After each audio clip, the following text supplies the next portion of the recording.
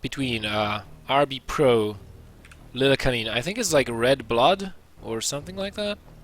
Anyone knows what this team is? They have a really nice logo.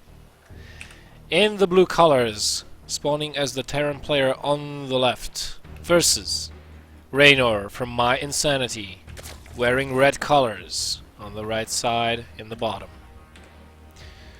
And Zerg is his race of choice. No mistakes tolerated this time around.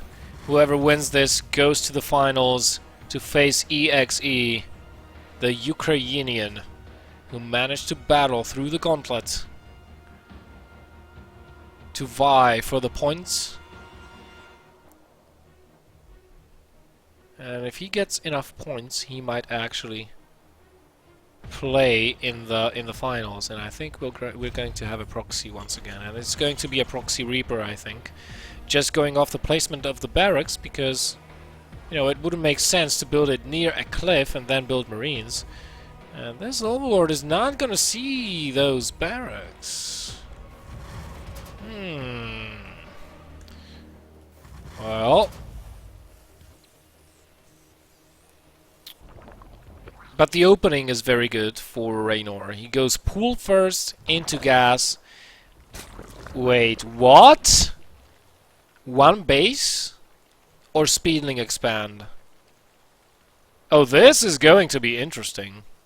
For sure. I mean, there are two things Reynor can do with this. He can either go for a speedling all-in off of one base, well, maybe get a hatchery down here as a macro hatch of sorts. Or he can go speedling expand, just mine 100 gas, then pull all the drones off. Yeah, he's definitely going for the speedling expansion.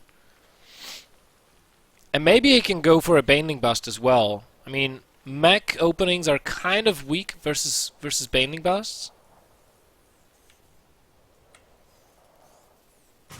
Wait, what? Wait, what? What the? Alright, now I'm thoroughly confused. Double gas? Is this just going to be pure Reaper? It can be pure Reaper build? Are you kidding me? Reactor? No, it's going to... Okay, 3 Reapers at a time? Right. Now, okay, this could be bad. This, seriously, could be very, very bad for Reynor. And Lillekanin still has an SCV out there, so he's probably going to build a bunker over here, I wager, as a staging point for the Reaper attacking... Or Reapers, should I say. 2 Reapers out already. There are going to be 3 Shuttinglings. And it looks like Reynor knows very well the playstyle of Lillekanin and has him read like a book through and through. Yeah, definitely. Bunker going down. 12 links in production, but you know what? Link speed just about to finish, and this is quite enough links that you can spread a couple of them on the low ground, a couple of them on the high ground, and therefore you can kill the Reapers. But you have to micro in order to do that. That was... Alright, this... Oh, now I get it. Now I get it. But this is not enough links versus these versus this many Reapers. They can kite them away. I mean, making a mistake a little bit to pulling back that far gave Reynor the chance to regroup with all of his links. Now he's going to start pressuring the base. But with repair, these supply depots are never going to fall. But on the other hand, Lillekanin will have to go back with his entire Reaper force to deal with this. And links, you know, they're faster on the map than Reapers. So, wow, this is so confusing.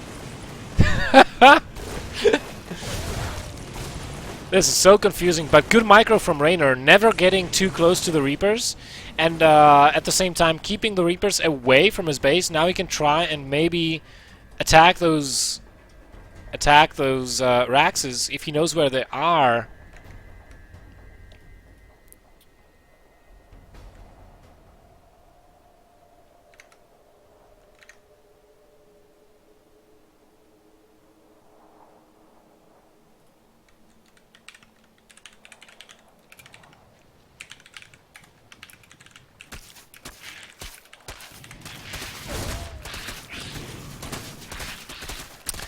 Alright, I'm back.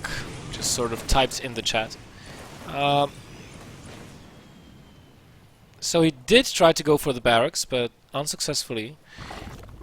In terms of drone count, we have 25 drones, second gas being taken, but not really building anything out of it, and roach worm being added on. Now, Lillekanin pretty much still has to stay inside his base. Those Reapers are a threat, mind you. They are a very real threat, and the Zerg player will have to go into roaches. Oh, that's such a timely scan. But I like the decision making of Reynor. I mean, he's making sure that Lillekanin cannot get the best of him. He is making sure he does not lose the Lings. He lost 11, yeah, sure, but you know, still staying alive with these. He's got quite a bit out on the map. 53, that's not a number to be trifled with, and it's enough to split into two groups.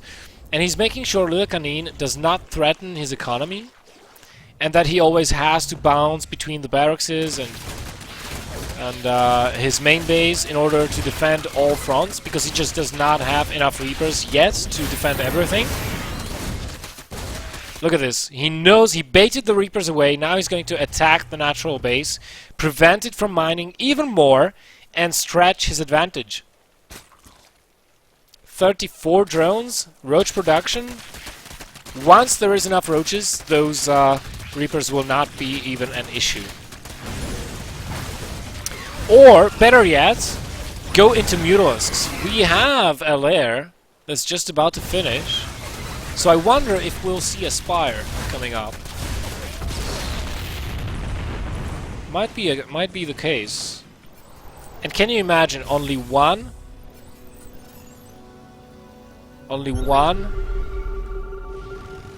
SCV dying the entire game and 0 drones? Like what? Like what? Unheard of.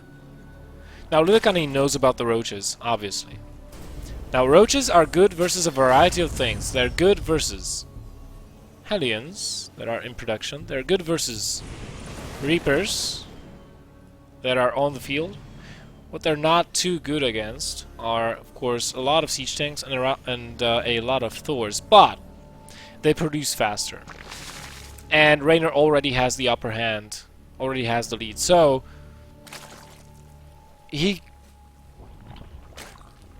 could have more roaches than Lillekanin will have Thors at any point in time. I think that this could be the case, but yeah, he is making the switch into Spire. And this is at a... well, those Reapers could have scouted it. Oh! Out of scan range. Sorry, you're not gonna see that. Your forces are under attack. So now Lillekanin is going to be scratching his head going... wait a minute.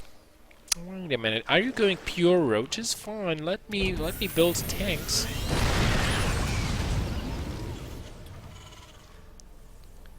I wonder if he's going to build the roaches. The armory is on the way. Second one, actually. He already has armory finished, but no Thors yet. Just tanks. Maybe he swallowed the bait. Maybe he thinks this is going to be just pure roach-centric. Still hasn't seen the Spire. Maybe he did swallow the bait.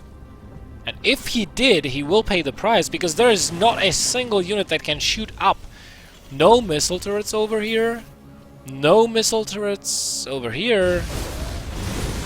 But you know, at the same time, Reynor has to make sure to not show the Mutalisks until he has a really high number of them. Because otherwise this will not work. I wonder if... no, he didn't see them. He didn't see them. Finally, a Thor in production. Yeah, okay, he did see them, but he's going to sustain such a large amount of damage to the SCV lines. He needs to go after those missile turrets quickly. Go, go, go! Oh my god. This is going to be so worth it for Reynor. At the same time, Reynor had to cancel the third base yet again. But he's adding more and more and more mutas. needs to start camping the production. If he can take out the Thor! If he can take out the Thor now, like, what? Don't fly away. You're doing good on the harassment. Why did you fly away? Okay, maybe he did not want to risk that, but as long as he can, it's the same story as with Nete versus Reynor. It's the same story. If he can get rid of all the anti-air units, he's won. I don't think Lillekanin will be able to make a transition if that happens. It's going to depend on whether or not Lillekanin can hold on to his Thors.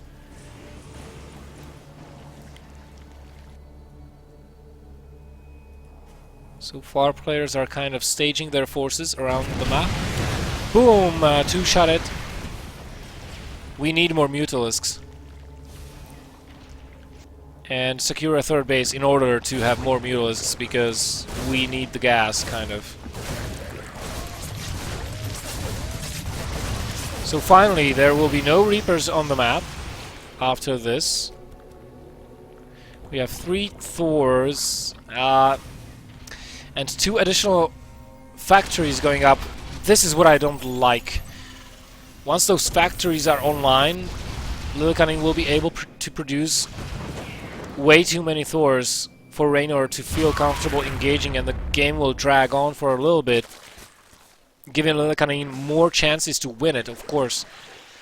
So Reynor ideally would want to finish the game earlier than later. But is he going to? It's a tough decision to make. If he overextends, then he's running the risk of losing valuable units. And if he doesn't, he's running the risk of his opponent having too strong of an upgrade lead later on. He's got +2 going for him already, and the Zerg player does not even have +1.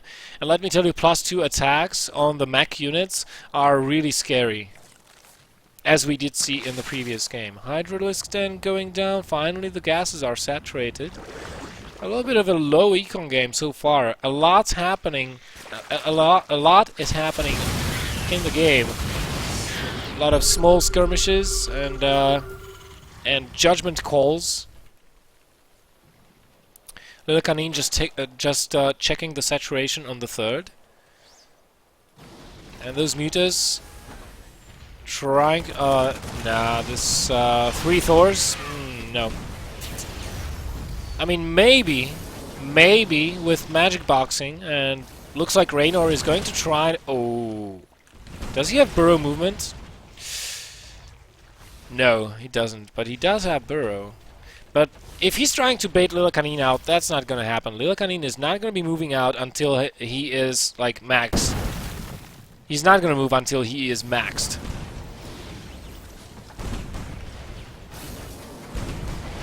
So, it's Reynor's time to shine. Oh, he baits away 1 Thor. That's good for the Mutalisks. They're a little bit pumped up. Okay, now they go in. Ah, but they're taking too much damage. There are still missile turrets to contend with. One last Thor. This was the kind of mistake I was afraid would happen to Reynor, and Lillekanin can now safely establish his 3rd base. There is not a damn thing currently that Reynor can do about it. So he does try and get the 4th up. He was trying to trade effectively. Unfortunately, that did not happen. Oh wow. Just scan, bro.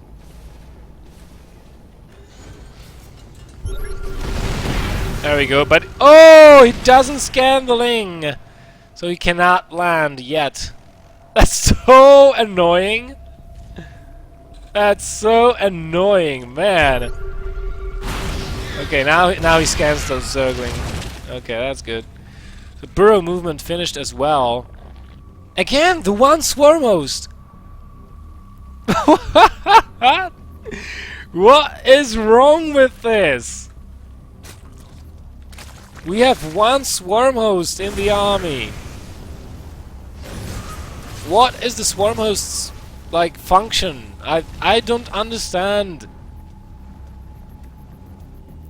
Oh man, Ravens. Corvid reactors. Oh jeez. This might be a pretty long game. What you do with the Ravens is you kind of like play this game of cat and mouse in the air. Ravens versus Hydras, or Ravens versus Corruptors, or Ravens versus Mutalisks, and you kind of play this cat and mouse game with the Seeker missiles. And then over time transition into battle cruisers, which is exactly what I think Lillekanin is going to be doing. I casted a game of Lillekanin versus Namshar, I think it was, a couple months back, where Lillekanin transitioned into battle cruisers, and Namshar, he won that game of delaying Lillekanin, and I kid you not, he won with spore crawlers in such a magnificent fashion. He was like retreating all the way across the map, taking additional bases as he went, making sure he always had mining. And Lillekanin, he was like on 2 bases. Those were not even mining.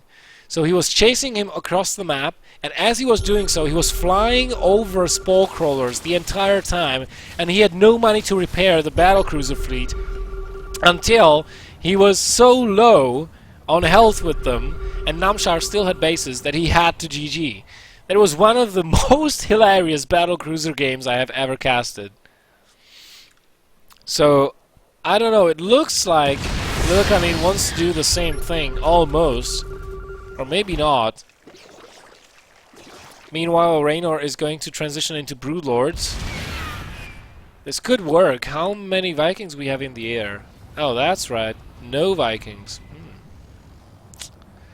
Viking production started just now. Excuse me. This is the vision we want.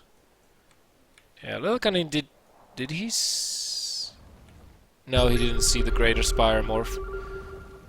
But he, you know, he has to assume it's on the way, so he's just going to start Viking production just a little bit.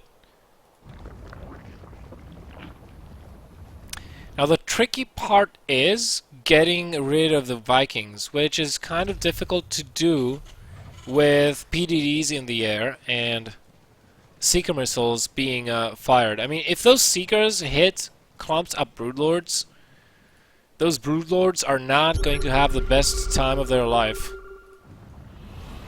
Reynor still trying to go for it, and Lillekanin well entrenched. And here we go.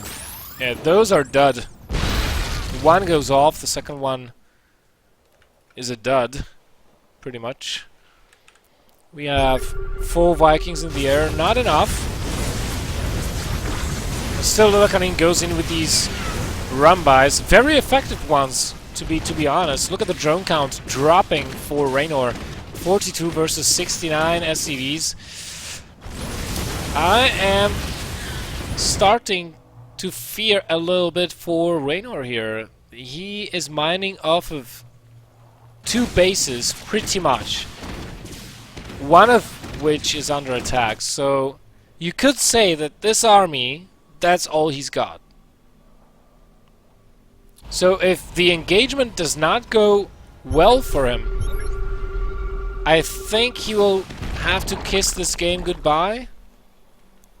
What's his income? Well, his income is still pretty good. It's just that his money is running out. Here we go. Lillekanin comes in. Oh, the Seeker. Oh my god. Oh my god. No. Nice split though. But just too many Seekers. How many Brews did go down? 6, 7 Broodlords were killed. And this is a very expensive army to lose. And at this point in time, I don't know. I mean, there's nothing to deal with this army currently. Nothing that Reynor has can deal with this. We're looking at 6 Vipers, 4 motherfucking 4s versus only 14 Roaches, 7 Infestors. Okay, maybe the Infestors can do some magic, but I rather doubt it. And now Lillekanin will go ahead and erase one base after another from the face of the earth, or at least from the face of Catallena. This is not an army that Reynor can engage right now. Lillekanin almost maxed out, only 30 supply away from being maxed out, and Reynor stuck at 140 supply, barely has enough money to build more units. He's down in income, he's down in drones. Nice bait. But the fourth base is going down, and this will bring Reynor's income down to approximately 800, maybe something over 800. Not even that. 400 a minute, and Lillekanin is increasing his air squadron minute by minute, adding 3 more Banshees. This is the last-ditch effort by Reynor to make something happen, but honestly,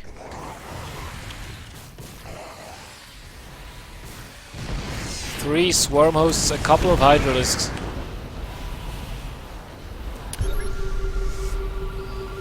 Just not enough anti-air. Lillekanin again is going to win with Banshees alone. But well played by him. He managed to maneuver himself into a position where he can actually do this. And I think we are going to see a GG soon here.